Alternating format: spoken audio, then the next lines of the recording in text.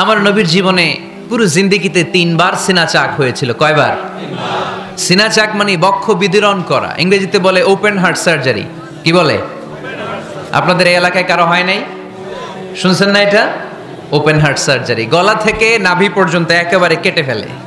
বিশ্বনবীকে এবার 3 বার এভাবে ওপেন হার্ট সার্জারি করা হয়েছে। একবার যখন বিষ্ণু ঈসা ইসলাম বনু সাদ গোত্রে ছিল তখন, দ্বিতীয়বার যখন কোরআন নাজিল হবে তার আগ দিয়ে তখন, 3 নম্বরে বিষ্ণু ঈসা ইসলামকে যখন ঊর্ধ্ব জগতের অনেক দামি দামি জিনিস দেখানো হবে ওই মেরাজ রজনীর সময়টাতে, তখন কোন সুবহানাল্লাহ। বিষ্ণু বললেন, আমি উম্মে হানির ঘরে শুয়েছিলাম, আমাকে ছাদ 2 ভাগ করে ছাদের উপর দিয়ে নিয়ে হাতিমে কাবাতে শুইয়ে দেয়া হলো, গলা থেকে নাভি পর্যন্ত ছিঁড়ে ফেলা হলো, আমার হৃদয়টাকে বের করে জমজমের পানি দিয়ে ক্লিন করা হলো, আমার হৃদয়ে জ্ঞান, আমার হৃদয়ে ঈমান আর প্রজ্ঞা দিয়ে পরিপূর্ণ করা হলো। অনেক মুফাসসিরিন ইকরাম বলেছেন, আলাম নাশরাহ লাকা সাদরাক মানে হচ্ছে, হে নবী আমি কি আপনার বক্ষ বিদীর্ণ করি নাই? কেউ কেউ বলেছেন এটা দ্বারা উদ্দেশ্য হচ্ছে বিশ্বনবীর বক্ষ বিদীর্ণ করার মধ্য দিয়ে বিশ্বনবীকে আল্লাহ তাআলা ব্রড মাইন্ডেড বানিয়েছেন। সুবহানাল্লাহ পড়েন। বিশ্বনবী কি ন্যারো মাইন্ডেড ছিলেন? কি ছিলেন? জোরে বলেন, আরো জোরে। ব্রড মাইন্ডেড, উদার, আকাশের মতো বিশাল, সাগরের মতো বিশাল, পাহাড়ের মতো সুউচ্চ ছিল বিশ্বনবীর হৃদয়, ঠিক কিনা? শুধু মুমিনদের জন্যই বিশ্বনবীর হৃদয়ে মায়া ছিল না, কাফেরদের জন্য মায়া ছিল। সুবহানাল্লাহ পড়েন। রাহমাতাল লিল আলামিন, আমার নবী কি ছিল? সবাই বলেন, ওমা আরসালনাকা ইল্লা রাহমাতাল লিল আলামিন, I have sent you as a mercy for the entire universe. নবী হে, আমি আপনাকে গোটা বিশ্বের সবার জন্য রহমত করে প্রেরণ করেছি। রাহমাতাল লিল আলামিন, আল্লাহ এখানে চাইলে বলতে পারতেন রাহমাতাল লিল মুসলিমিন, নবী আপনি শুধু মুসলিমদের জন্য রহমত, এটা বলছে? নবী আপনি শুধু মুত্তাকিদের জন্য রহমত, বলছে? চাইলে বলতে পারতেন নবী আপনি শুধু রাহমাতাল লিল মুসাল্লিন, যারা মসজিদে যায় মুসল্লি নামাজ পড়ে তাদের জন্য রহমত, বলেছে? কি বলছে? রাহমাতাল লিল আলামিন, I have sent you as a mercy for the entire universe, গোটা বিশ্বের জন্য আপনি রহমত। সুবহানাল্লাহ পড়েন। সবার জন্য রহমত, সবার জন্য হৃদয় দিল দরিয়া। এজন্য তিনি ছিলেন ব্রড মাইন্ডেড, কখনো মানুষের ক্ষতি করতে চাইতেন না। এমনকি যুদ্ধের ময়দানে যেখানে আপনি প্রতিপক্ষকে আঘাত করবেন সেখানেও বিশ্বনবী ক্ষয়ক্ষতিকে মিনিমাইজ করার ট্রাই করতেন। তিনি যখন খায়বার দুর্গে আক্রমণ করবেন তার মিলিটারিকে, বিষ্ণু ঈসা ইসলাম মিলিটারিকে 5 ভাগে ভাগ করতেন। 5 ভাগে ভাগ করতেন। কি কমান্ডার ছিলেন তিনি! এক ভাগের নাম মুকদ্দমাতুল জাইশ, ফ্রন্ট উইং, ডান দিকে একটা থাকতো মাইমানা, বায়ে একটা থাকতো মাইসারা, মাঝখানে যে ব্যাটালিয়ন থাকতো এটার নাম কলব, পেছনেরটার নাম খালফ। সুবহানাল্লাহ পড়েন। এজন্য বিশ্বনবী যখন অ্যাটাক করতেন তখন সবাই বলতো যা আল মুহাম্মদ ওয়াল খামিস, মুহাম্মদ তার 5 উইং এর ব্যাটালিয়ন নিয়ে আমাদের উপর আক্রমণ করেছে। যুদ্ধের ময়দানে তিনি ঘোষণা দিতেন, খবরদার এই যে ইহুদিদের উপর আক্রমণ করবা, যুদ্ধ করবা, কোনো নারীদের গায়ে হাত তুলো না, শিশুর গায়ে হাত তুলো না, বৃদ্ধ বৃদ্ধার গায়ে হাত তুলো না, খ্রিস্টান পাদ্রী বাবা যারা আছে, ফাদার অফ ক্রিশ্চিয়ান, পাদ্রীদের গায়ে হাত তুলো না, যুদ্ধ করতে যে গবাদি পশু মেরো না, গাছপালাগুলো ভেঙো না। সুবহানাল্লাহ কইতে মনে চায় না? গেছে যুদ্ধ করতে, গেছে কি, কিন্তু ক্ষয়ক্ষতি মিনিমাইজ করার জন্য কি চেষ্টা করতেন! কি রহমতের নবী! সবাইকে সম্মান করতেন, সবাইকে মানুষ হিসেবে দেখতেন। আমরা ভাগ করে ফেলি, আমরা দেখা মাত্রই যদি দেখি মাথায় টুপি আর দাড়ি তখনই ভাবা শুরু করি এটা কার মুরিদ, কি সরসিনার মুরিদ, না চরমনায়ের মুরিদ, না আট্রসির মুরিদ, না অমুক জায়গার মুরিদ। অথবা আমরা বলতে শুরু করি কি জামাত করে, না খেলাফত মজলিস করে, না ইসলামী আন্দোলন করে, না তাবলীগ করে। ভাগাভাগি আসরা নাই, কিন্তু আমরা তাকে মানুষ হিসেবে দেখি না। আগে দেখতে হবে মানুষ। আপনার চোখ দিয়ে যা দেখবেন এগুলো মানুষ, এগুলো সবাই মানুষ। বিশ্বনবী মানুষ হিসেবে সবাইকে ট্রিট করতেন। সাহাবাদেরকে নিয়ে বিশ্বনবী বসে আছেন, একটা লাশ নিয়ে যাওয়া হচ্ছে, লাশ দেখে বিশ্বনবী দাঁড়িয়ে গেলেন। সাহাবারা বললেন, ইয়া রাসূলুল্লাহ আপনি দাঁড়ালেন যে, ইন্নাহু ইয়াহুদি, এটা ইহুদির লাশ, ইন্নাহু ইয়াহুদি, এটা তো ইহুদির লাশ, বসেন, দাঁড়ালেন যে? বিশ্বনবী বললেন, আওয়ালাইসাত নাফসান, এটা কি মানুষ না? সুবহানাল্লাহ পড়বেন না? আওয়ালাইসাত নাফসান, হোক না ইহুদি, হোক না খ্রিস্টান, হোক না আস্তিক আর নাস্তিক, এটা কি মানুষ নয়? সে মানুষ। সবার উপরে মানুষ সত্য, তাহার উপরে নাই। মাখলুকাতের মধ্যে সবচাইতে বেশি শ্রেষ্ঠতম হচ্ছে মানুষ। বিশ্বনবী সবাইকে মানুষ হিসেবে ট্রিট করতেন। এজন্য বিশ্বনবী হচ্ছেন সবচেয়ে বেশি ব্রড মাইন্ডেড, মানে খোলা মনের, বড় মনের, দিল দরিয়া, ন্যারো মাইন্ডেড ছিলেন না। আমরা ন্যারো মাইন্ডেড, আমরা অল্পতে ঝগড়া বাঁধিয়ে দেই, আমরা অল্পতে অন্যকে গালমন্দ করি, আমরা অল্পতে ভাগাভাগি করি। ভাগাভাগি করবেন না, সহজ করে ইসলামকে উপস্থাপন করুন। আর দিন ও ইউসরুন লা উসরাফি। আমার প্রিয় ফরিদপুরের ভাইয়েরা, দিন সহজ, এটার মধ্যে কাঠিন্যতা নাই। আমরা এটারে কঠিন বানাইছি। আমি প্রায় বিভিন্ন মাহফিলে বলি যে আল্লাহ ছাড় দেয় কিন্তু মাওলানা ছাড় দেয় না। আছে না নাই? আল্লাহ ঠিকই ছেড়ে দিয়েছে, মৌলবী ছাড় দেয় না। বিশ্বনবী সাহাবাদেরকে নিয়ে বসা এক বেদুইন এসে মসজিদের ভিতরে উট ঢুকায় দিছে, মসজিদে নববীতে, আর মসজিদের মাঝখানে বসে পেশাব করা শুরু করে দিস। আপনাদের এখানে ফরিদপুরের সবচেয়ে বড় মসজিদ কোনটা? কি নাম? এই কেন্দ্রীয় জামে মসজিদের ভিতরে যদি এক হিন্দু ঢুকে পেশাব শুরু করে কি করবেন? হ্যাঁ, ওই কয় কোবাইলাম। তো আবেগে ওরে পিটানো শুরু করবে সবাই। সাহাবারাও তাই শুরু করলেন, মারতে উদ্ধত হলেন। বিশ্বনবী বললেন, এই রাখো রাখো, ওরে পেশাব করতে দাও, পেশাব করতে দাও। এর কারণ কেউ যখন ইউরিন পাস করে, স্টুল পাস করে, তখন এটা তাকে ধীরে সুস্থে করতে দিতে হয়। এজন্য টয়লেটে কেউ ঢুকলে জোরে বাড়ি দিবেন না।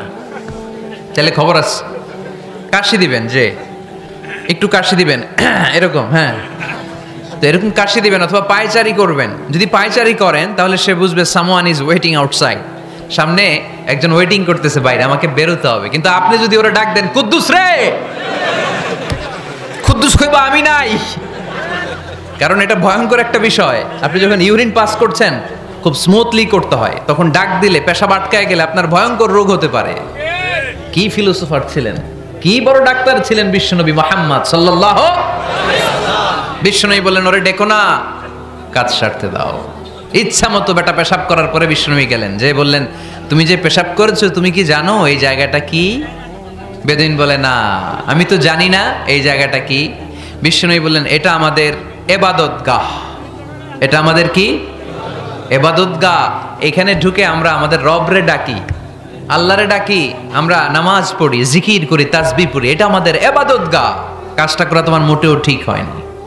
লোকটা অবাক হয়ে গেল, ঘটনা কি? তাদের ইবাদতগাতে আমি পেশাব করেছি আর আমাকে জামাই আদর, আর আমাকে এত সুন্দর করে বলে যে এটা ইবাদতগাহ। আমাদের ইবাদতগাহের ভিতরে যদি কেউ এরকম করতো, ওরে তো একেবারে সাইজ করে ফেলতাম। সে অবাক হয়ে গেল। সে জিজ্ঞেস করলো, হু আর ইউ, কে আপনি? বিশ্বনবী বললেন, না মুহাম্মদ সাল্লাল্লাহু আলাইহি ওয়াসাল্লাম, আমি শান্তির ধর্ম ইসলামের প্রেরণার বাণীবাহক। আমি লা ইলাহা ইল্লাল্লাহ মুহাম্মাদুর রাসূলুল্লাহ এই বাণী দিয়ে গোটা বিশ্বে বিপ্লব তৈরি করতে এসেছি। বেদুইন বলল, আমাকেও আপনার বিপ্লবে শরীক করে নেন। ইসলাম মারামারি কাটাকাটিতে আসে নাই। আপনার ব্রড মাইন্ডেড অ্যাটিটিউড দেখে হিন্দু ভাইরা কালিমা পড়ে মুসলমান হয়ে যাবে।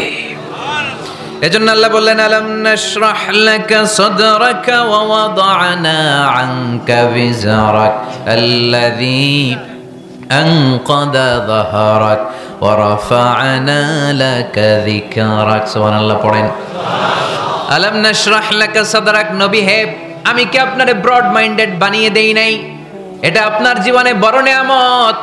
আপনি সংকীর্ণ মনা না, আপনি ছোট মনের মানুষ নয়, আপনি বিশাল হৃদয়ের মানুষ। ইসলামের জন্য আপনার হৃদয়টারে আমি নবী খুলে দিয়েছি। এ হলো বিশ্বনবীর উপর প্রথম নিয়ামত। 2 নম্বরে আল্লাহ বললেন, ওয়া ওয়াদা'না আনকা বিজরাকাল্লাযী আনকাদা যাহরাক। নবী হে, আমি আপনার পিঠ থেকে বিশাল বোঝাটা নামিয়ে দিয়েছি। সুবহানাল্লাহ পড়েন। কি নামিয়ে দিয়েছি? বোঝা। উত্তর করতে হবে, রেসপন্স। এটা তাফসীর মাহফিল, এটা হচ্ছে ক্লাসের মতো, যে কথা বলে শিক্ষক আর আমরা সবাই ছাত্র, ঠিক কি না? বোঝা নামিয়েছি নবী। কি নামিয়েছি? তাফসীরে 2টা এসেছে। ভিজরুন মানে বোঝা, ভিজরুল যাম পাপের বোঝা, আর একটা হচ্ছে ভিজরুল গাম চিন্তার বোঝা। বিশ্বনবীর কোনো পাপ নাই, বিশ্বনবীর সব কিছুকে মাফ করে দিয়েছে কে? লিয়াগফির লাকাল্লাহু মা তাকদ্দামা মিন যামবিকা মা তাআখার। নবী আপনার আগেরও গুনাহ নাই, আপনার পরেরও গুনাহ নাই, আপনি নবী মাসুম, আপনার গুনাহ নাই, আপনি নিষ্পাপ। নবীদের গুনাহ হয় না। আহলুস সুন্নাহ ওয়াল জামাআতের আকীদা হচ্ছে নবীরা মাসুম, নবীদের জীবনে কোনো গুনাহ হয় না। চিৎকার করে বলেন ঠিক কি না? ও নবী, ওয়াদানা আনকা বিজরাক, আপনার এই বোঝা আমি নামিয়ে দিয়েছি। বিশ্বনবী ভাবতেন 40 বছর বয়সে আমি নবী হলাম, তার আগে যা করলাম আল্লাহ এটা কি করবে। আল্লাহ বলে নবী আপনার আগের গুনাহ পরের গুনাহ, গুনাহ বলতে কিছুই নাই, সবই মাফ, সব মাফ। তারপরেও আমার নবী বলতেন আল্লাহে লা আস্তাগফিরুল্লাহ ওয়া আতুবু ফিল ইয়াউম আকসার মিন 70 মাররা। আমি এমন নবী যার কোনো গুনাহই নাই, আগের গুনাহও নাই, পরের গুনাহও নাই, তারপরেও আমি নবী প্রতিদিন 70 বারেরও বেশি তওবা আর ইস্তেগফার পড়ি। আমাদের জন্য শিক্ষা। তাহলে আল্লাহ বললেন ওয়াদানা আনকা বিজরাক, পাপের বোঝা আমি নামিয়ে দিলাম। বিশ্বনবীর কোনো পাপ নাই, পাপ মুক্ত। তাফসিরে 2 নম্বরে এসেছে বিজরুল গাম, চিন্তার বোঝা। বিশ্বনবী সব সময় আমাদেরকে নিয়ে চিন্তা করতেন। কাকে নিয়ে চিন্তা? কথা বলেন। আমাদেরও চিন্তা আছে না নাই? কিসের চিন্তা? হ্যাঁ, টাকার চিন্তা। ফরিদপুরের ভাইদের টাকার চিন্তা। আর কিসের চিন্তা আপনাদের? হ্যাঁ, উম্মতের চিন্তা। মাশাআল্লাহ, এই ভাই উম্মতকে নিয়ে ভাবে। আপনাদের আর কার কি নিয়ে চিন্তা বলেন? পেটের চিন্তা। এদিকে পাওয়া গেছে পেটের চিন্তা, এদিকে বউয়ের চিন্তা, কবরের চিন্তা। আর কিসের চিন্তা? আখিরাতের চিন্তা। তো আমাদেরও চিন্তা আছে, বিশ্বনবীরও চিন্তা ছিল। 2 চিন্তা কি এক? বিশ্বনবীর কাঁধে তো পুরা উম্মার জিম্মাদারি। কিয়ামত পর্যন্ত যারা পৃথিবীতে আসবে সবার জন্য বিশ্বনবী কাঁদতেন। এই আওয়াজ করে কে? এদিকে কি হইছে? ওরে বসায় দেন। বিশ্বনবীর গোটা উম্মাহ নিয়ে চিন্তা। সব নবীকে আল্লাহ তাআলা একটা করে দোয়া দিয়েছিলেন আর বলেছিলেন নবী একটা স্পেশাল দোয়া করার সুযোগ তোমাদেরকে দিলাম, ওই দোয়া করলেই কবুল হয়ে যাবে। কিন্তু সুযোগ পাবা জীবনে কয়বার? সবাই বলেন কয়বার? সব নবী কয়টা করে পাইছে? সব নবী তাদের দোয়াগুলো দুনিয়াতেই করে ফেলেছে। বিশ্বনবী বলেন লিকুল্লি নবিয়্যিন দাওয়া মুস্তাজাবা। এই দুনিয়াতে সব নবীদের একটা করে মুস্তাজাবুদ দাওয়া আছে। আল্লাহ বলেছে ও নবী একটা করে স্পেশাল দোয়া করার সুযোগ পাবা, দোয়াটা করা মাত্রই কবুল করে নেব। বিশ্বনবী বললেন এই পৃথিবীর বুকে যত নবী রাসূল দুনিয়ায় এসেছে সব নবীরা তাদের স্পেশাল দোয়া দুনিয়ায় করে ফেলেছে, ইল্লা আনা, কিন্তু আমি করি নাই। বিশ্বনবী বললেন ওয়া ইন্নী আখতাবিউ দাওয়াতি শাফাআতান লি উম্মতি ইয়াউমাল কিয়ামাহ। আমি আমার স্পেশাল দোয়াটা করি নাই। আমার স্পেশাল দোয়াটা আমি আমার গুনাহগার উম্মতকে বাঁচানোর জন্য কিয়ামত পর্যন্ত রেখে দিয়েছি। আমরা যেদিন বিপদে পড়ে যাব, যেদিন আমার আব্বা আমারে চিনবে না, আমি আমার আব্বারে চিনব না, নেতা তার কর্মীরে চিনবে না, কর্মী নেতারে চিনবে না, ঠিক কি না? পীর সাহেব মুরিদরে চিনবে না, মুরিদ পীর সাহেবরে চিনবে না, স্বামী তার স্ত্রীরে চিনবে না, স্ত্রী তার স্বামীরে চিনবে না। নবী থেকে শুরু করে, অলি থেকে শুরু করে, শহীদ থেকে শুরু করে সবার মুখে একটাই জিকির, ইয়া নাফসি ইয়া নাফসি ইয়া নাফসি। আকাশের সূর্যটা যেদিন মাথার কাছে চলে আসবে, জমিনটা তামার জমিন হয়ে যাবে, সূর্যের তাপে মাথার মগজগুলো ভাতের মাড়ের মতো গলে গলে নাকের ছিদ্র কানের ছিদ্র দিয়ে টপ টপ করে বেয়ে বেয়ে নিচে পড়বে। ওই কঠিন দিনে কেউ কাউরে চিনবে না। বিষ্ণু বললেন ওই দোয়াটা আমি দুনিয়ায় করি নাই। আমি বদরের যুদ্ধে মার খেয়েছি, উহুদের যুদ্ধে দাঁত ভেঙেছি, আমি না খেয়ে পেটে পাথর বেঁধেছি। আমি যদি ওই দিন দোয়া করতাম আল্লাহ দোয়া কবুল করে নিত, জান্নাতি খাবার দিয়ে দিত, আমার মায়ের খাওয়া লাগতো না, তায়েফে আমার রক্ত ঝরতো না, দোয়া করলেই কবুল। কিন্তু ওই দোয়াটা আমি দুনিয়ায় করি নাই। ওই দোয়াটা আমার জন্য, আপনার জন্য, আমাদের জন্য বিশ্বনবী জমা রেখে দিয়েছে। এজন্য বিশ্বনবীর চিন্তা আর আমাদের চিন্তা এক চিন্তা না, বিশ্বনবীর পুরা উম্মতের চিন্তা। কিয়ামত পর্যন্ত যত মানুষ আসবে সবাই আমার উম্মত, না জানি তাদের নসিবে কি হয়ে যায়। এই চিন্তার বোঝা বিশ্বনবীকে কাবু করে ফেলেছিল। আল্লাহ বললেন নবী নো টেনশন, কোনো টেনশন নাই, আপনার এই চিন্তার বোঝাকে আপনার পিঠ থেকে আমি আল্লাহ নিজ দায়িত্বে সরিয়ে নিলাম। এজন্য আল্লাহ বললেন আলাম নাশরাহ লাকা সাদরাকা ওয়া ওয়াদা'না আনকা বিজরাক আল্লাযী আনকাদা যাহরাক। যেই চিন্তার বোঝা আপনাকে কষ্ট দেয়, যেই চিন্তার বোঝা আপনারে পেরেশান করে তোলে, আপনার পিঠ থেকে ওই চিন্তার বোঝা নবী আমি সরিয়ে নিলাম। কি দিয়ে সরিয়ে নিল? কোরআনের আলো দিয়ে। আওয়াজ করে বলতে হবে, কি দিয়ে? বিশ্বনবী মক্কায় দেখতেন মূর্তির পূজা হয়, আল্লাহর ঘরের ভিতরে 360টা মূর্তির পূজা। বিশ্বনবী দেখতে পেলেন দুর্বলের উপরে সবলের অত্যাচার। বিশ্বনবী দেখতে পেলেন নারীদেরকে অত্যাচার করা হয়। কন্যা সন্তান হলে বাবা তার মেয়েটাকে নিয়ে জঙ্গলের ভেতরে ঢুকে কিংবা মরুভূমির ভেতরে যে জীবিত দাফন করে দেয়। ওয়াইদাল মাউউদাতু সুইলাত ওয়াদুল বানাত। বিশ্বনবী এগুলো দেখতেন চারপাশে। দেখে এই পথহারা জাতিকে কিভাবে উদ্ধার করবেন, কি দিয়ে উদ্ধার করা যায়, এই টেনশনে বিশ্বনবীর পিঠ বাঁকা হয়ে গিয়েছিল। উপমা, বাঁকা হয়ে গিয়েছিল। বিশ্বনবী সব সময় পেরেশান থাকতেন। আল্লাহ বললেন, নবী টেনশনের দরকার নাই, হেরা গুহায় এমন একটা নূরের আলো দিয়ে আমি আপনারে আলোকিত করব, যার মাধ্যমে সব পেরেশানি দূর হয়ে যাবে। আলাম নাশরাহ লাকা সাদরাকা ওয়া ওয়াদানা আনকা বিজারাক আল্লাযী আনকাদা যাহারাক। আপনাকে পেরেশান বানিয়ে দেয় এরকম সব চিন্তার বোঝা আমি আল্লাহ সরিয়ে নিলাম। সুবহানাল্লাহ। দুইটা নেয়ামত শুনলাম, এবার 3 নম্বরের নেয়ামত আল্লাহ বললেন ওয়া রাফা'না লাকা যিকরাক। এই আয়াতটা মুখস্থ করতে হবে আজকে, আমার সাথে সাথে পড়েন, ওয়া রাফা'না লাকা যিকরাক। সবাই বলেন নাই, পড়েন, ওয়া রাফা'না লাকা যিকরাক ওয়া রাফা'না লাকা যিকরাক। নবী হে, আপনার সম্মানকে আমি আকাশচুম্বী করেছি। I have dignified your status high and high, the highest peak. আপনার মর্যাদা উঠাতে উঠাতে আকাশ বাতাস ছাপিয়ে সাত আকাশ কাঁপিয়ে আরো সেরে উপরে নিয়ে গিয়েছি। আপনার মর্যাদা আমার পরপরই, স্রষ্টার পরে পুরো সৃষ্টিকুলের উপরে বিশ্বনবীর মর্যাদা আছে না নাই? এজন্য আল্লাহ বললেন ওয়া রাফা'না লাকা যিকরাক। ও নবী, আপনার মর্যাদা সম্মান আমি আকাশচুম্বী করেছি। আপনার সুনাম, সুখ্যাতি, মান, মর্যাদা আমি গোটা বিশ্বে ছড়াইয়া দেব। আজ যখন নাজিল হলো, কাফেররা হাসতে শুরু করলো। কাফেররা বলে, মোহাম্মদ বেটা বলে কি, ও জানে বাঁচবি কিনা ওইটাই তো সন্দেহ। আমরা যেই ষড়যন্ত্র পাকাচ্ছি, ও জানে বাঁচবি কিনা সে এটাই সন্দেহ। তার নাম গোটা বিশ্বে ছড়াবে কি করে আমরা দেখে নেব। আল্লাহ বলেন, তোরা আমার নবীর সুনাম সুখ্যাতি ছড়ানোর ব্যাপারে বাধা তৈরি করবি, তোরা আমার নবীর ব্যাপারে অপপ্রচার চালাবি, তোদের অপপ্রচারকেই আমি আমার নবীর প্রচার মাধ্যম বানিয়ে দেব। তোরা করবি অপপ্রচার।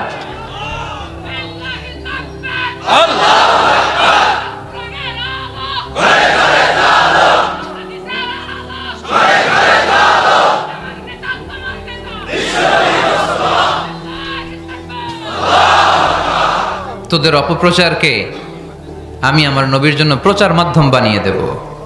এরকম অনেক সময় হয় না যে কেউ কেউ অপপ্রচার করে কারো বিরুদ্ধে, এটা তার জন্য প্রচার হয়ে যায়। কেউ অপপ্রচার চালায়, আল্লাহর মেহেরবানিতে ওইটা তার পাবলিসিটি হয়ে যায়। তার আলাদা করে প্রচার বিভাগের টিম তৈরি করা লাগে না, তার বিরোধীরাই তার প্রচার বিভাগের কাজে নেমে পড়ে। বিশ্বনবী বললেন, আল্লাহ বললেন, তোরা আমার নবীর সুনাম সুখ্যাতিকে থামাবি, তোদের মাধ্যমে আমি বিশ্বনবীর সুনাম সুখ্যাতি গোটা বিশ্বে বুলন্দ করে দেব। আবু জাহেল ঘোষণা দিল, খবরদার, হজের মৌসুম, হাজী সাহেবরা গোটা বিশ্ব থেকে আসবে। আমার দলের কর্মীরা, তোরা যেটা করবি সেটা হচ্ছে হাজীদের কাছে যে বলবি মক্কায় নতুন এক পাগল আসছে, নতুন এক জাদুকর আসছে, নাম মুহাম্মদ। নাউজুবিল্লাহ পড়বেন না?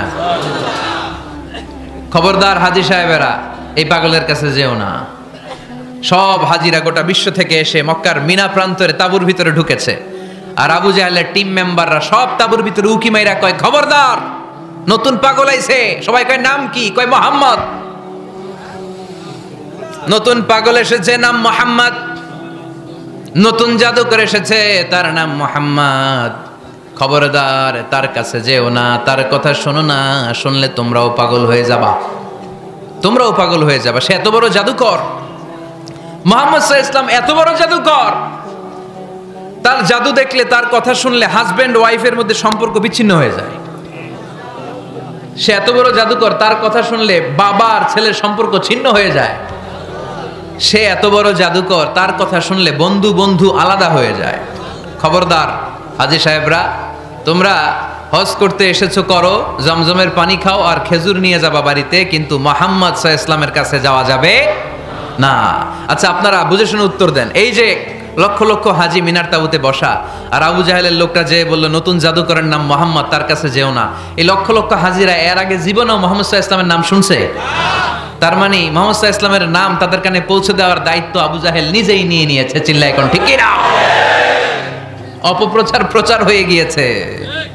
আর সবাই মনে মনে ভাবে কয় কি এত বড় জাদুকর, হজ করি আর না করি এর না দেখা যাওয়া যাবে না। হজ তাড়াতাড়ি কোন রকম সাইরা এই জাদুকরের কাছে আগে যাব, দেখি কেমন জাদু দেখায়, দেখি কত বড় ম্যাজিশিয়ান, দেখি তো কত বড় পাগলের। কারণ আল ইনসানু হারিসুন আলা মা মুনিআ, মানুষকে যেটা নিষেধ করা হয় বেশি মানুষ এটা করতে চায়। যদি বলি ওদিকে যাবি না, ওর বাপের কিরা ওদিকে যাবে, ঠিক কি না? এটা আমাদের স্বভাব, আমাদের খাসলা, আমাদের বৈশিষ্ট্য। যেটা আমাদেরকে নিষেধ করা হয় বেশি ওটা করতে মন চায়। সব হাজিরা মনে মনে ভাবলো আমরা যাব যাব, তোরা যতই বলিস না কেন যাব যাব, হজের পরে অবশ্যই যাব। দেখা গেল হজের পরে বিশ্বনবী মুহাম্মদুর রাসূলুল্লাহ সাল্লাল্লাহু আলাইহি ওয়াসাল্লামের বাড়ির সামনে বিশাল বড় গ্যাদারিং শুরু হয়েছে। সবাই লাইন ধরে দেখা করতে গেছে। দেখা করতে যে বিশ্বনবীর চেহারা দেখে প্রথম নজরেই সব পাগল। চাঁদের চেয়ে সুন্দর তুমি নবী আমার কমলিহিওয়ালা, চাঁদের চেয়ে সুন্দর তুমি নবী আমার কমলিহিওয়ালা, দু জাহানের বাদশাহ তুমি প্যারা নবী সাল্লে আলা, দু জাহানের বাদশাহ তুমি প্যারা নবী সাল্লে আলা, চাঁদের চেয়ে সুন্দর তুমি নবী আমার কমলিহিওয়ালা। সুবহানাল্লাহ পড়েন। এত সুন্দর চেহারা, বিষ্ণু ঈসা ইসলামের চেহারার মতো এরকম চেহারার মানুষ পৃথিবীতে আছে? দ্বিতীয়টা, অনেকে বলে সাইয়েদনা ইউসুফ আলাইহিস সালামের চেহারা নাকি বেশি সুন্দর। সুন্দর ঠিক, কিন্তু আমার নবীর চাইতে বেশি নয়। বিষ্ণু বলতেন আনা মালিহুন ওয়া আখি ইউসুফু সাবিহুন, আমার ভাই ইউসুফ হচ্ছে সবিহ, সবিহ মানে সাদা সুন্দর ধবধবে, আর আমি হচ্ছে মালিহ, মালিহ মানে এসেছে মিলহন থেকে, মিলহন মানে লবণ, মানে লাবণ্যময় সুন্দর। আমার ভাই ইউসুফ নবী সাদা সুন্দর, আমি লাবণ্যময় সুন্দর। কোনটার দাম বেশি? লাবণ্যময় সুন্দরের দাম বেশি। সাইয়েদনা ইউসুফ আলাইহিস সালামের চেহারা দেখে মিশরের মেয়েরা লেবু কাটতে যে বা কমলা কাটতে যে, আনার কাটতে, কমলা কাটতে যে আঙ্গুল কেটে ফেলেছিল। কোরআন তার সাক্ষী। ওয়া কাত্তা'না আইদিয়াহুন। আম্মাজান আয়েশা রাদিয়াল্লাহু তাআলা আনহা যখন এই ঘটনা শুনেছেন, তিনি মিশরের মেয়েদেরকে ডাক দিয়ে বলেছেন, ও মিশরের মেয়েরা, তোমরা ইউসুফ নবীর সৌন্দর্য দেখে লেবু কাটতে যে আঙ্গুল কেটেছ, আমার স্বামী পেয়ারা নবী মুহাম্মদ রাসূলুল্লাহর চেহারা যদি তোমরা দেখতা, তাহলে লেবু কাটতে যে আঙ্গুল নয়, কলিজাটা কেটে টুকরা টুকরা করে দিতা। আবার আম্মাজান আয়েশা বলতো, লাকুম শামসুন ওয়া লানা শামসুন, তোমাদের জন্য একটা সূর্য আছে, কিন্তু আমি আয়েশার জন্য আলাদা একটা সূর্য আছে। তোমাদের সূর্যটা প্রতিদিন সকালবেলা পূর্ব আকাশে উদিত হয়ে গোটা দুনিয়াটারে আলোকিত করে দেয়, আর আমার সূর্যটার নাম হলো মুহাম্মদ সাল্লাল্লাহু আলাইহি ওয়াসাল্লাম। মসজিদে নববীতে এশার নামাজের পরে আমার সূর্যটা আমার ঘরে উদিত হয়।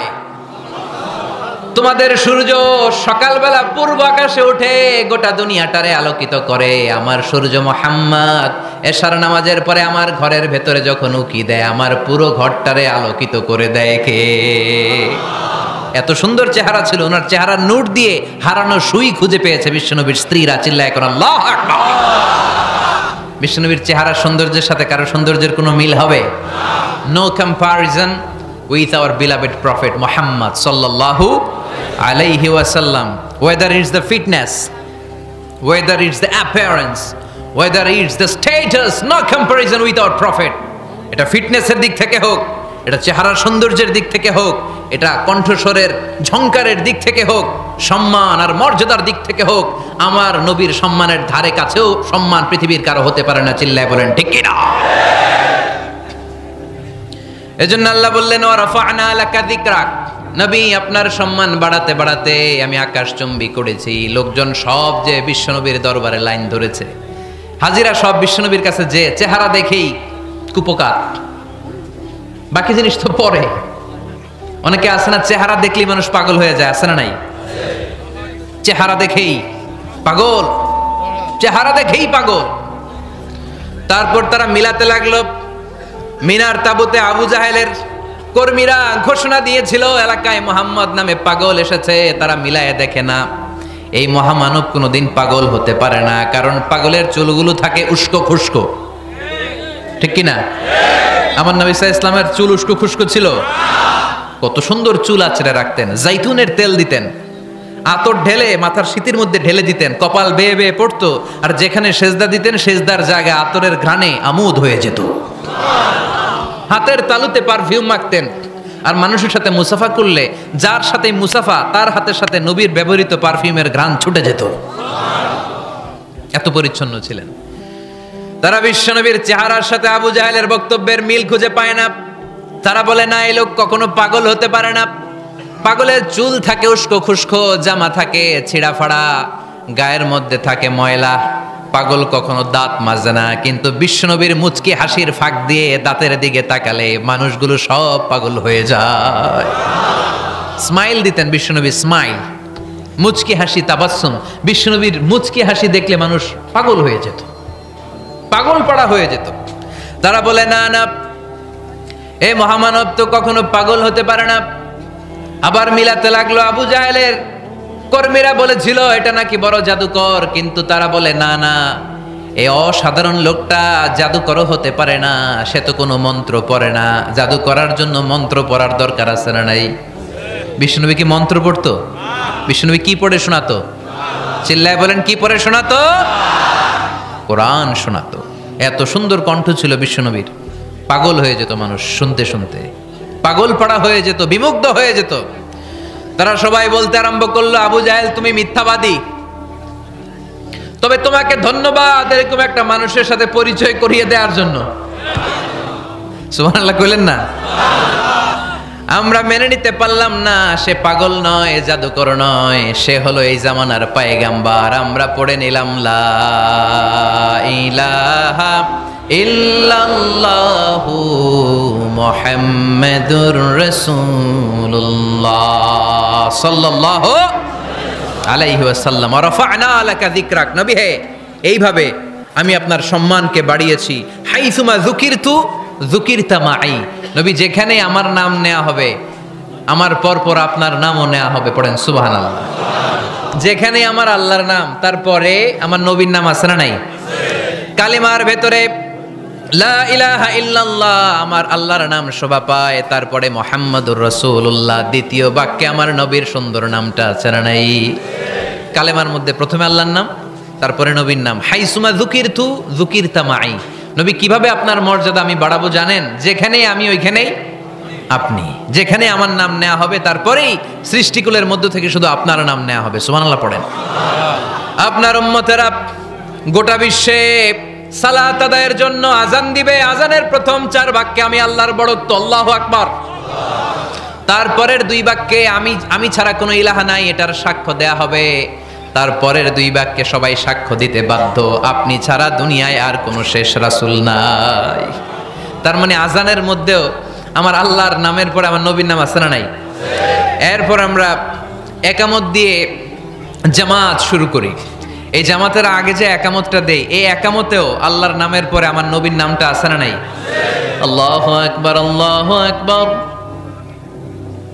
আশহাদু আন লা ইলাহা ইল্লাল্লাহ, আশহাদু আন্না মুহাম্মাদার রাসূলুল্লাহ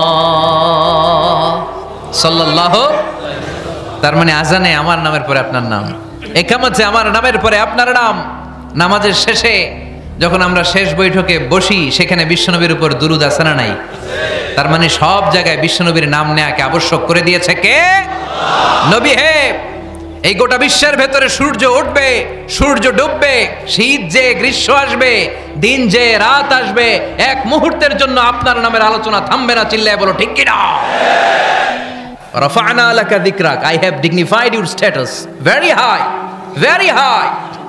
অনেক উপরে নিয়েছি, আকাশ বাতাস ছাপিয়ে, সাত আকাশ কাঁপিয়ে আরশ পর্যন্ত আমি আপনার মর্যাদাকে বুলন্দ করেছি। এই পৃথিবীতে যত আসমানি কিতাব এসেছিল সবগুলো আসমানি কিতাবে বিষ্ণুর নাম উল্লেখ করেছে কে? তার মানে তাওরাতের ভেতরে বিশ্বনবীর নাম আছে না নাই? ইনজিলে, জাবুর, সুহুফে ইব্রাহিম, সুহুফে মূসা আল্লাযী ইয়াজিদুনাহু মাকতুবান ইনদাহুম ফিত তাওরাতি ওয়াল ইনজিল। ইহুদিরা খ্রিস্টানরা বিশ্বনবীর মানতে চাইতো না। তারা বলতো, মুহাম্মদ তোমার নাম তো আমাদের কিতাবে নাই। বিশ্বনবী বললেন পড়ো। তারা পড়তে পড়তে বিশ্বনবীর জায়গাটা লুকিয়ে রাখতো। যেখানে বিশ্বনবীর নাম ওরা এভাবে ধরে রাখতো। বিষ্ণু ইসা ইসলাম এক সাহাবাকে বললেন, আমি তো ওদের ভাষা বুঝি না, তুমি ওদের ভাষা বুঝে দেখো কোন জায়গায় চোরামিটা করে। প্রতিটা কিতাবের প্রতিটা পাতায় পাতায় বিষ্ণুনবীর নাম আছে না নাই? সাইয়েদনা আদম আলাইহিস সালাম থেকে শুরু করে ঈসা আলাইহিস সালাম পর্যন্ত যত নবী এসেছে সব নবী সুসংবাদ দিয়েছে যে একজন নবী আসবে, যেই নবী আসার মধ্য দিয়ে এই আম্বিয়া আলাইহিমুস সালাম পৃথিবীতে আসার যে ধারাবাহিকতা, এই সিলসিলা, এই চেইনকে আল্লাহ তাআলা কাট অফ করে দিবে। সাইয়েদনা আদম তার বংশধরদেরকে বলেছে, নূহ আলাইহিস সালাম তার প্রজন্মকে বলেছে, ইব্রাহিম আলাইহিস সালাম তার জেনারেশনকে বলেছে, মূসা আলাইহিস সালাম বনি ইসরাইলকে শুনিয়েছে। সর্বশেষ সাইয়েদনা ঈসা আলাইহিস সালাম এসে বলেছে, ইয়াতি মিন বাদি ইসমুহু আহমদ, আমার পরে এমন এক নবী আসবে তার নাম, চিল্লায় বলেন, আহমদ বড় বিশ্বস্ত, সে কোন বন্ধু বলো বেশি বিশ্বস্ত, সে কোন বন্ধু বলো বেশি বিশ্বস্ত, কার কাছে মন খুলে দেয়া যায়, কার কাছে প্রাণ খুলে বলা যায়, হওয়া যায় অতি আশ্বস্ত, তার নাম আহমদ বড় বিশ্বস্ত। সুবহানাল্লাহ পড়েন। ইয়াতি মিন বাদি ইসমুহু আহমদ, আমার পরে এমন এক নবী আসবে তার নাম হবে আহমদ। এই নবীর পরে আর কোন নবী আছে?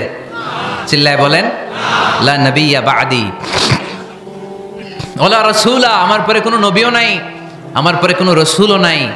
তবে আমার পরে যদি নবী হওয়ার যোগ্যতা কারো থাকে, আমার ওমরে ফারুক নবী হওয়ার যোগ্যতা রাখে।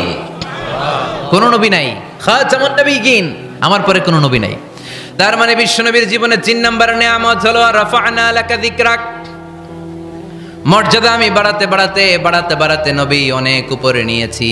আবার আল্লাহ আমাদেরকে ডেকে বললেন, ও ইমানদার বান্দারা শোনো, আমি স্বয়ং আল্লাহ তাআলা আমার ফেরেশতা বাহিনী নিয়ে এই নবীর উপরে স্বয়ং আমি দুরূদ পড়ি। ইন্নাল্লাহা ওয়া মালাইকাতাহু ইউসাল্লুনা আলান নবী ইয়া আইয়ুহাল্লাযীনা আমানু সাল্লু আলাইহি ওয়া সাল্লিমু তাসলিমা।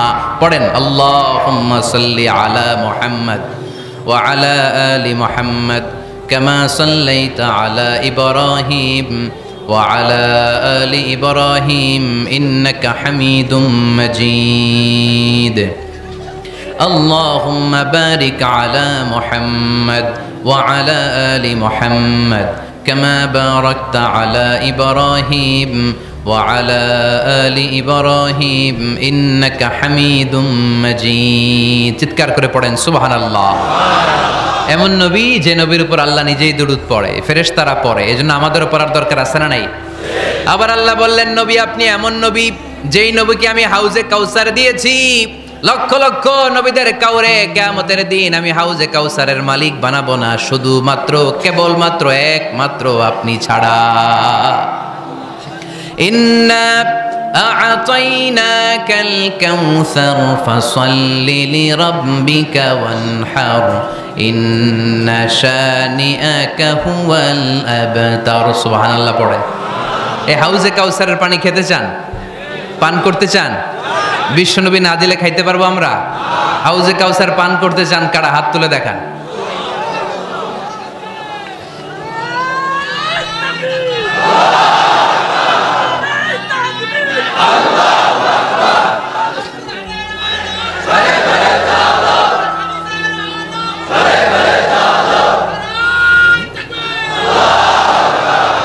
আহলা মিনাল আসাল, হাউজে কাউসারের পানি মধুর চেয়েও মিষ্টি। আবরাদু মিনাস সালজ, বরফের চাইতেও ঠান্ডা। আবিয়াদু মিনাল লাবান, দুধের চাইতেও সাদা। মান শারিবা মিনহা শারবাতান লাম ইয়াজমা আবাদা, এক ঢোক হাউজে কাউসারের পানি যে খাবে চিরকালের জন্য তার গলার তৃষ্ণা মিটে যাবে। ওই হাউজে কাউসার বিশ্বনবীকে দিয়ে বিশ্বনবীর মর্যাদা বাড়িয়েছে কে? আবার আল্লাহ বললেন, নবী, পৃথিবীর অনেক নবীকে আমি নৈতিক বিজয় দান করেছি, কিন্তু সবাইকে আমি রাজনৈতিক বিজয় দান করি নাই। আপনাকে আমি এমন নবী করে দুনিয়ার বুকে পাঠিয়েছি, আপনাকে আমি নৈতিক বিজয় দান করেছি, পাশাপাশি রাজনৈতিক বিজয়ও দান করেছি। সুবহানাল্লাহ। বিশ্বনবী একাধারে যেমনি মসজিদে নববীর ইমাম ছিলেন, পাশাপাশি মদিনার রাষ্ট্রের প্রেসিডেন্ট ছিলেন, ঠিক কিনা? তার মানে ইমাম বা নেতা এমন হওয়া দরকার যে নামাজও পড়াতে পারে, আবার সমাজও শাসন করতে পারে, ঠিক কিনা? এমন নেতার দরকার আছে না নাই? এজন্য বিশ্বনবী বললেন, রাব্বি আদখিলনি মুদখালা সিদকিন ওয়া আখরিজনি মুখরাজা সিদকিন ওয়াজআলনি মিন লাদুনকা সুলতানান নাসীরা। ও আল্লাহ, আপনি আমারে সত্যতার সাথে মক্কায় রাখেন, বের করলেও সত্যতার সাথে বের করেন, আর আপনি আমাকে বিজয়ী শক্তি দান করেন। বিজয়ী শক্তি, রাজনৈতিক শক্তি বিশ্বনবী আল্লাহ তাআলার কাছ থেকে দোয়া করে চেয়ে নিয়েছেন। চিল্লায় বলেন ঠিক কিনা? রাজনৈতিক শক্তির দরকার আছে না নাই? দরকার আছে? তা আস্তে করে বললেন কেন? রাজনৈতিক শক্তি থাকার দরকার আছে না নাই? দেখেন, বাংলাদেশ সৃষ্টি হয়েছে কত সালে বলেন? কত সাল? বাংলাদেশের বার্থডে কবে? 1971-এ। এই 71 সালের পর থেকে আমাদের বাংলাদেশে সুদ আছে না নাই? কিন্তু সুদের বিরুদ্ধে ওয়াজ আছে না নাই? আলেম ওলামারা আজীবন সুদের বিরুদ্ধে ওয়াজ করছে। আমরা ওয়াজ আগে করতাম, এখন করতেছি, সামনেও করব, মাগার সুদ মরবে না। এর কারণ যেটা আইন করে প্রণয়ন করা হয় ওইটা ওয়াজ করে মারা যায় না, ওইটারে আইন করে নষ্ট করতে হয়। চিল্লায় বলেন ঠিক কিনা?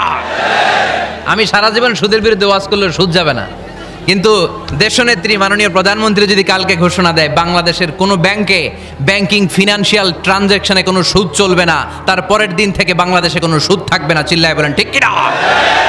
এজন্য সাইয়েদনা ওমর ফারুক বলতেন, ইন্নাল্লাহা লা ইয়াযাউ বিল কুরআন মা ইয়াযাউ বিস সুলতান। আল্লাহ মাঝে মাঝে ক্ষমতার মাধ্যমে এমন কিছু করে যেটা আল্লাহ কোরআনের মাধ্যমেও করে না। চিল্লায় বলেন ঠিক কিনা? কালকে যদি ঘোষণা হয়ে যায় 5 ওয়াক্ত নামাজ যদি না পড়া হয় 5 বেত। কয় বেত?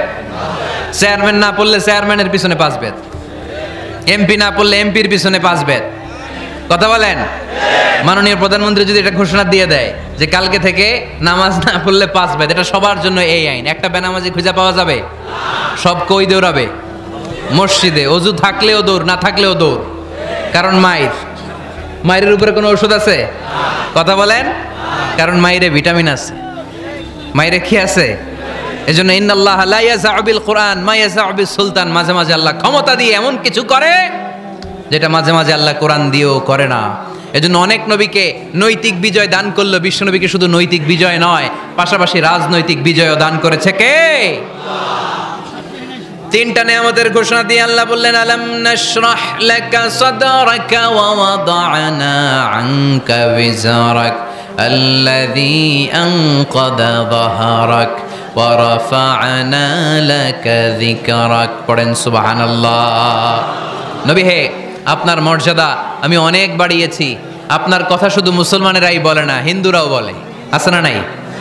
গতকাল এক হিন্দু ভাই আমার হাতে হাত রেখে শাহাদা বাক্য পাঠ করে গাজীপুরে মুসলমান হয়ে গেছে। বিশ্বনবীর কথাগুলো যখন তারা শোনে, তারা নিজেদেরকে ধরে রাখতে পারে না। আপনারা মহাত্মা গান্ধীর নাম শুনেছেন?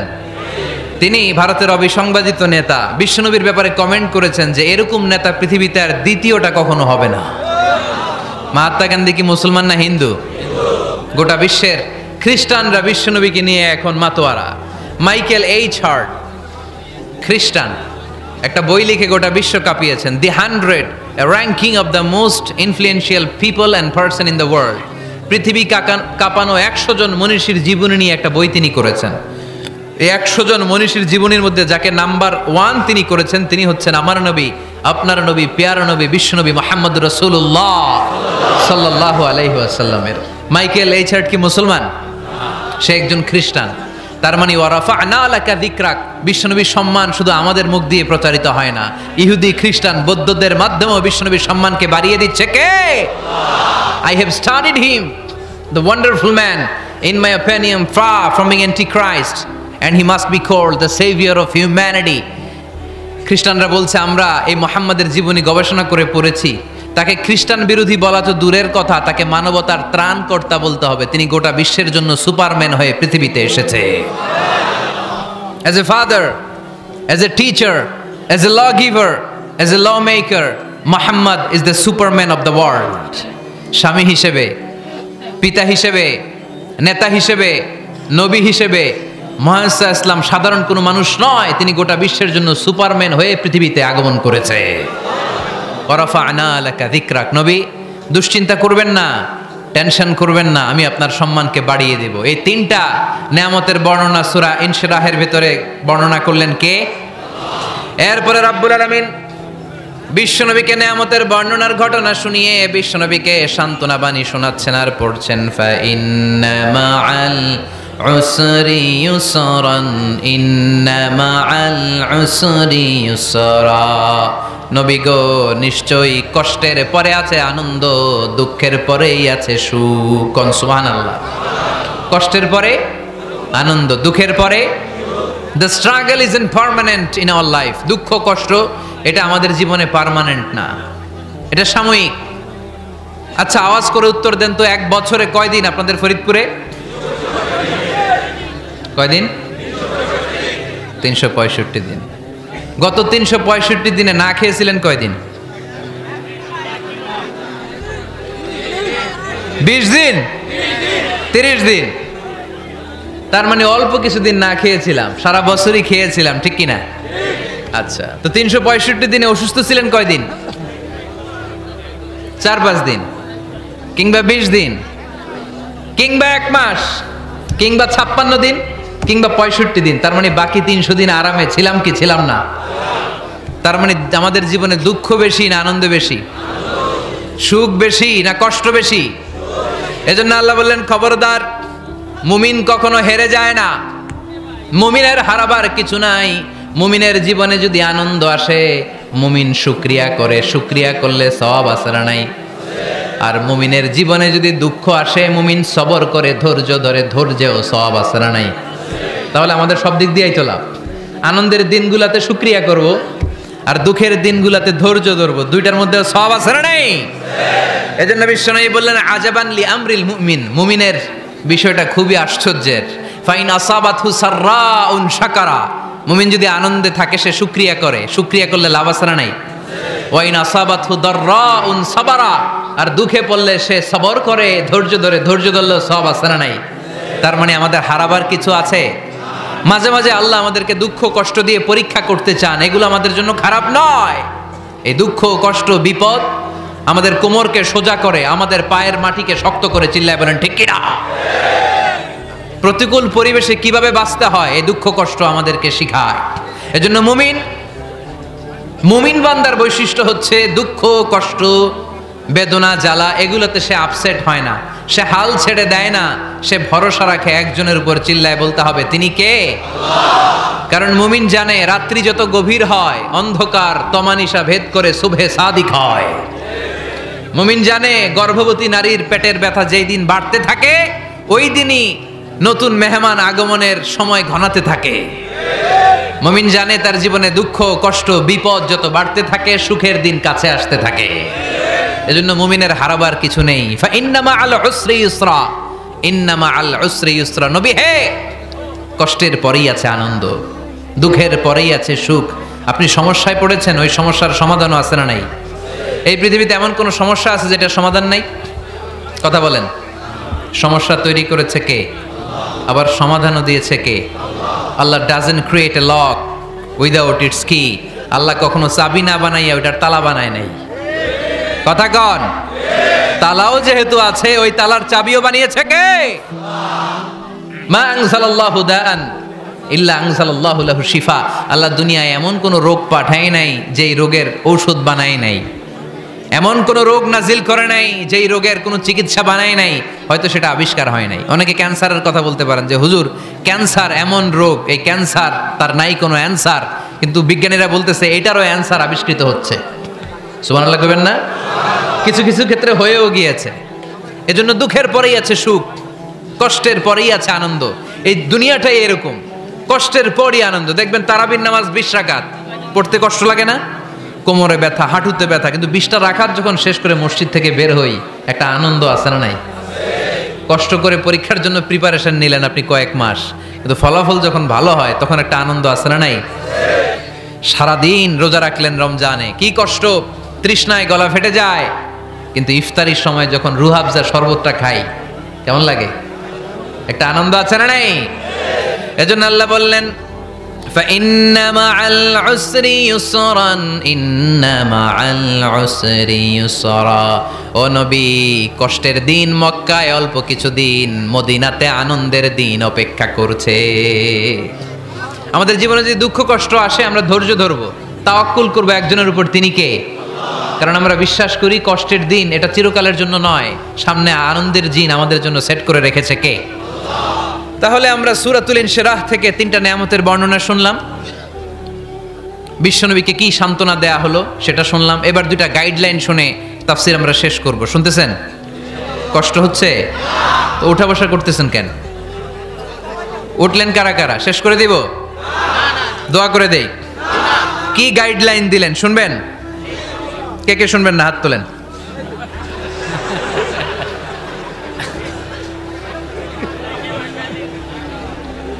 কষ্ট হইতেছে? গরম লাগতেছে না? আমিও ঘামতেছি আপনাদের সাথে সাথে, অনেক গ্যাদারিং হয়ে গেছে। আসেন আল্লাহর নামে 3টা তাকবীর দেই, তারপর কোন 2টা গাইডলাইন তিনি বিশ্বনবীকে দিলেন ওই নির্দেশনা বাণীটুকু শুনে আজকে আমরা বিদায় নিব। আওয়াজ করে পড়তে হবে লিল্লাহে তাকবীর, লিল্লাহে তাকবীর, লিল্লাহে তাকবীর। গাইডলাইন নাম্বার 1, ফাইদা ফারাগতা ফানসাব। নবী আপনি যখন অবসর হন আপনি ইবাদতে মশগুল হন। ফানসাব ফিল ইবাদা, তাফসীর ইবনে কাসিরে এসেছে আপনি ইবাদতে মশগুল হন যখন আপনি অবসর পান। অবসর আল্লাহর দেয়া বড় নেয়ামত, এটা বিশ্বাস করেন? অবসর কিন্তু নেয়ামত। আমরা অনেকেই অবসর সময়কে কাজে লাগাই না, কিন্তু অবসর চলে যাওয়ার পরে যখন ব্যস্ত হয়ে পড়ি তখন বলি হায় রে, অবসরটা যদি কাজে লাগাইতাম। পরীক্ষার পরে 3 মাস ছুটি ছিল, এই 3 মাস অবসরে যদি পড়তাম তাইলেই তো আজকে ভার্সিটিতে চান্স পেয়ে যেতাম, ঠিক কি না? এজন্য বিশ্বনবীর আল্লাহ বললেন নবী ফাইদা ফারাগতা ফানসাব ওয়া ইলা রাব্বিকা ফারগাব। মাদানী জীবনে, মাক্কি জীবনে, দাওয়াতি কার্যক্রমের পরে, রাষ্ট্রীয় কার্যক্রমের পরে যখনই আপনি অবসর পাবেন তখনই আপনি ইবাদত করেন, তখনই বেশি বেশি আল্লাহর কাছে দোয়া করে। দোয়াটা খুব শক্তিশালী, কিন্তু আমরা অনেকে জানি না কি করে দোয়া করতে হয়। সিনসিয়ার দোয়া ইজ লাইক এ মিসাইল। আপনারা প্রায় পত্রিকায় শুনবেন আমেরিকা অমুক দেশে মিসাইল হামলা করেছে, শুনছেন? মিসাইল হামলা এমন হামলা, কত সেন্টিমিটার বেগে যে কোন জায়গায় অ্যাটাক করবে, যেখানে মারার কথা ওখানে পড়বে। ঠিক দোয়াটা হচ্ছে মিসাইলের মতো। আপনি যদি দোয়ার মতো দোয়া করতে জানেন, ওই দোয়াটাও জায়গা মতো যে ভেদ করবে। চিল্লা এখন ঠিক কিনা? কিন্তু আমরা দোয়া করতে জানি না, কি করে দোয়া করতে হয় এটা জানি না। বিশ্বনবীকে আল্লাহ বললেন নবী ফাইদা ফারাগতা ফানসাব, যখন আপনি অবসর হবেন তখন আপনি দোয়া করেন, আল্লাহর কাছে চান। বেশি বেশি চাইলে খুশি হয় কে? তার মানে প্রথম ঘোষণা হলো ফাইদা ফারাগতা ফানসাব। প্রথম নির্দেশনা হলো নবী যখনই আপনি অবসর পাবেন ইবাদত করবেন এবং দোয়া করবেন, বেশি বেশি আল্লাহর কাছে চাইবেন। 2 নাম্বার দিক নির্দেশনা হলো ওয়া ইলা রাব্বিকা ফারগাব, সব সময় আপনি আপনার আল্লাহর দিকে মনোনিবেশ করবেন। বিপদে পড়লে ডাকবো কারে? আমাদের অসুস্থতাকে সুস্থতায় পরিণত করে দিতে পারে কে? চাকরির জন্য পাগল পারা, চাকরি নাই, চাকরির ব্যবস্থা করে দিতে পারে কে? বিদেশে যেতে মনে চায়, পাসপোর্ট দিয়ে রেখেছি, ভিসা নাই, ভিসা লাগাই দিতে পারে কে? কিন্তু আমরা দুঃখ কষ্ট বেদনা কিছু একটা হইলেই সবার আগে আল্লাহরে শেয়ার করার আগে ফেসবুকে শেয়ার মেরে দেই, আছে না নাই? আপনাদের ফেসবুকে অ্যাকাউন্ট আছে নাকি? কার কার আছে দেখি?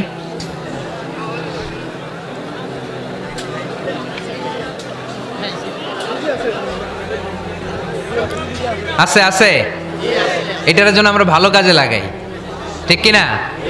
আপনি চাইলেই এমনভাবে ফেসবুক ফ্রেন্ড লিস্ট করতে পারেন যারা ভালো ভালো জিনিস শেয়ার করে, যারা মোটিভেশনাল জিনিস শেয়ার করে, ইসলামের পক্ষে কথা বলে। আপনার এক একটা শেয়ারে অনেকের জীবন বেঁচে যেতে পারে, ঠিক কিনা? একজন মুমূর্ষু রোগীকে বাঁচাতে রক্তের প্রয়োজন, রক্তের গ্রুপ এ পজিটিভ। যারা রক্ত দান করতে আগ্রহী তারা এই নাম্বারে যোগাযোগ করুন। ফেসবুকে মাঝে মাঝে এরকম নিউজ আসে না নাই? আপনি just you put down in share, শেয়ারের মধ্যে একটা পুট করে দিলেন, একটু শেয়ার মেরে দিলেন, ছড়িয়ে পড়লো হাজার হাজার ফেসবুক ফ্রেন্ডদের কাছে, তাদের অনেকে ব্লাড দিতে আগ্রহী, সে তাড়াতাড়ি যেয়ে সেখানে ব্লাড ডোনেট করে আসলো, আপনার একটা শেয়ারের কারণে বেঁচে গেল অনেকগুলো প্রাণ। চিল্লা এখন ঠিক কিনা? রক্তদানের মতো শ্রেষ্ঠ ইবাদত হতে পারে? আমরা মনে করি শুধু জিকিরি ইবাদত, আমরা মনে করি শুধু নামাজি ইবাদত। রক্তদান, এক ব্যাগ রক্ত থেকে অনেক মানুষকে বাঁচানো যায়। এর মধ্যে আছে হিমোগ্লোবিন, এর মধ্যে আছে প্লাটিলেট, আছে প্লাজমা। রক্তে একটা উপাদান আছে প্লাজমা, নাম শুনছেন? আগুনে পোড়া রোগীকে বাঁচাতে এই প্লাজমা লাগে। হসপিটালের বার্ন ইউনিটে যেয়ে দেখবেন মানুষ কিভাবে চিল্লায়। নুসরাত নামে একটা মেয়ে মারা গেল না, এক বদমাইশের কবলে পড়ে মারা গেল না? তাকে আগুন জ্বালিয়ে দেয়া হয়েছিল তার গায়ে, তার প্লাজমাগুলো জ্বলে গিয়েছিল। আগুনে পোড়া রোগীর যে কি কষ্ট, একটু দেখার জন্য হসপিটালের বার্ন ইউনিটে যাবেন, দেখবেন যে কি কষ্টে আছে তারা। এই প্লাজমাগুলোকে অনেক সেন্টিগ্রেড তাপমাত্রা নামিয়ে ঠান্ডা করে দেহে পুশ করা হয়। আপনার এক ব্যাগ রক্ত থেকে প্লাজমা আলাদা করা হবে, প্লেটলেটস আলাদা করা হবে, হিমোগ্লোবিন আলাদা করা হবে, শ্বেতকণিকা, লোহিত কণিকা আলাদা করে অনেকগুলো মানুষ বেঁচে যাবে। এজন্য ফেসবুক থাকাটা দোষের কিছু না, তবে ভালো কাজে আমরা ব্যবহার করব, ঠিক কিনা? আপনার ফেসবুক শেয়ারিং আপনার জান্নাতি বানাতে পারে, আর আপনার ফেসবুক শেয়ারিং আপনার জাহান্নামের লাকড়ি বানাতে পারে। চিল্লায় বলেন ঠিক কিনা? So the decision is yours. সিদ্ধান্ত আপনাকে নিতে হবে, আপনি কিভাবে করবেন। যে কোনো বিপদে ওয়া ইলা রাব্বিকা ফারগাব, কোনো দিকে মনোনিবেশ না করে কার দিকে মনোনিবেশ করব? যে কোনো বিপদ আপদ ফেসবুকে শেয়ার করার আগে শেয়ার করব কার কাছে? আমাদের যার যা লাগে আল্লাহ সবও যদি দিয়ে দেয়, আল্লাহর ধনভাণ্ডারের 1 ইঞ্চিও কমবে? হাদিসে কুদসিতে আল্লাহ বললেন, লাউ আন্না আউওয়ালাকুম ওয়া আখিরাকুম ওয়া ইনসাকুম ওয়া জিন্নাকুম, পৃথিবীর সব জিন, পৃথিবীর সব মানুষ বিশাল মরুভূমিতে দাঁড়িয়ে যদি আমার কাছে চাইতে শুরু করে, আল্লাহ এটা